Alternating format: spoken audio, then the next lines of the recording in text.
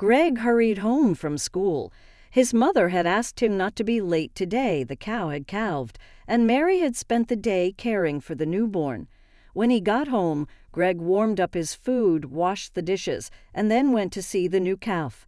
The young bull calf was affectionate and funny, drinking milk from a bottle, and Greg couldn't help but linger. The calf stroked his arm, and Greg laughed, enjoying these little moments of companionship. After a while he ran down the bank of the river, which was now clear of winter ice and flowing freely. He loved feeling the cool breeze and the sounds of spring that surrounded him. As Greg approached the bridge, he noticed an old woman, wet from head to toe, shivering with cold and tears rolling down her cheeks. Her frail figure seemed to shiver with every gust of wind. "Hello, what's wrong?" called out Greg. He noticed a pile of wet turnips nearby. "Did you fall into the river?" "No, my dear. I didn't fall in. I was pushed," she said, her voice trembling. "And now I'm crying because I've learned how cruel people can be. Crueler than any beast." The old woman trembled harder, her teeth gritted. "I thought about reaching the village and asking for help, but I'm so cold I can't even breathe, let alone walk." "Wait here, I'll be right back," shouted Greg and rushed into the village. Mary, who had just come from the barn, was lying on the couch listening to the quiet sounds coming from the barn. The cows were mooing softly and the chickens were clucking in the yard. Her peace was broken when the front door slammed. "Greg," she called out, "what's going on?" Greg burst into the house, his face flushed with excitement. "Mom, it's not a fire, but it's an emergency. There's an old lady down by the river. She's all wet and says she was pushed into the water. She's frozen and can't walk. Can I take her something warm?" Mary jumped up and started rummaging through the closet. "Here, take Daddy's old coat and the shawl. Wait." An idea suddenly occurred to her. "Let's bring the cart we used to carry milk cans. That way it'll be easier for us to bring it here." Greg rushed to the barn and pulled out the cart. Together they hurried to the river. The old woman was still there, shivering beside the wet turnip. Her lips had taken on a pale blue tinge, and she looked as if she could barely stand on her feet. Mary wrapped her in her coat and helped her into the cart. Almost effortlessly, the woman was as light as a child. "Don't worry, Grandma. Everything will be all right," Mary said affectionately, and together they drove her home, Greg gently pushing the cart along the uneven path. At home, the old lady, whose name was Emma, was warmed with a hot bath, fed, and given tea. She looked gratefully at her saviors. "Thank you, my dears. May God bless you for your kindness. I don't know what would have happened if you hadn't found me." Mary smiled. "Anyone would have done the same thing, Mrs. Emma. We're just glad we could help." Emma shook her head, tears coming to her eyes. "Not just anyone," she whispered. "It takes a truly good heart to help a stranger like that." Greg was curious to know what had happened, but Mary sent him off to play with the calf. He happily agreed and ran to the barn where the young bull calf met him with eager eyes. He bottle-fed the calf and laughed as he watched it wag its little tail in delight. The barn was warm and the smell of hay filled the air, creating a cozy atmosphere.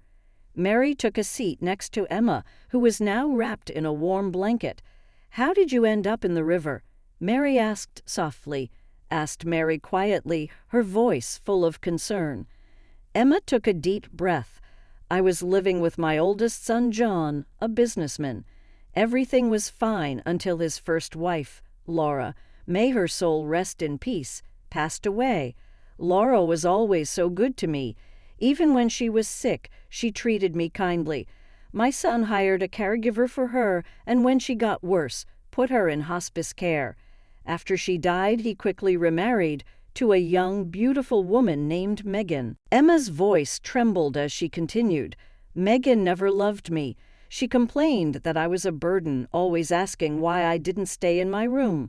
She made me feel unwelcome in my own home. When John was away on business, she would lock me in my room. I was too afraid to speak up, afraid it would cause problems between them, afraid my son would be at the center of things. Emma wiped her eyes, her hands trembling slightly. I once asked Megan to take me to see my youngest son, Robert, who lives nearby in the village. She finally agreed, but it didn't make her happy. She drove me to the bridge, told me to get off, and when I stood still, she pushed me. I fell into the river, my bag, and everything else. She just drove off without looking back.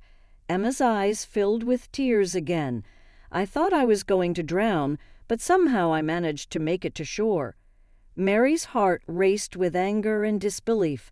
How could she do that? You must report this to the police. No one should get away with treating you like that. But Emma shook her head. No, Mary, God will judge her, not me. I have no desire for revenge. I just want peace and to be with people who care about me. A few days later, Robert arrived to take his mother home. He brought flowers for Mary, a gesture that touched her deeply, and invited her and Greg to have dinner sometime. Mary agreed, smiling shyly. She had heard that Robert was considered a most eligible bachelor in the neighboring villages, and she couldn't deny that there was something soothing about his presence. After lunch, Robert returned with a small milking machine for Mary, insisting that she take it easy. His genuine concern touched Mary to the core, and soon their visits became more frequent. Robert brought small gifts, fresh honey, a new shawl for Emma, or a book for Greg. Each time he came, Mary smiled even wider. By the end of June, Mary and Robert were married. It was a small, beautiful ceremony attended by neighbors and friends. They moved to Robert's farm, and Greg was enrolled in the village school. Emma stayed with them, finally feeling safe, surrounded by the warmth and love of her family. The house was always bustling with life. Laughter wafted through the hallways, and the aroma of fresh bread wafted through the air. Soon afterward, John came looking for his mother. His young wife had been in a car accident, and the shock had awakened something in him, a longing for his mother, a realization of what he had lost. He stood in the doorway, looking lost and vulnerable. Emma forgave her son, hugged him, but decided not to return to his home. She found her peace here, with Mary, Robert, and Greg. Greg thrived in his new life, always busy, always surrounded by love. He helped on the farm, played with his calf, and made new friends at school. Together, their little family was able to add some light to the world, making up for the cruelty Emma faced. They often sat together in the evenings, telling stories, laughing, and just enjoying each other's company. They created their own little haven of love and kindness, and it made a huge difference. If you enjoyed this story, please give it a thumbs up. Thank you.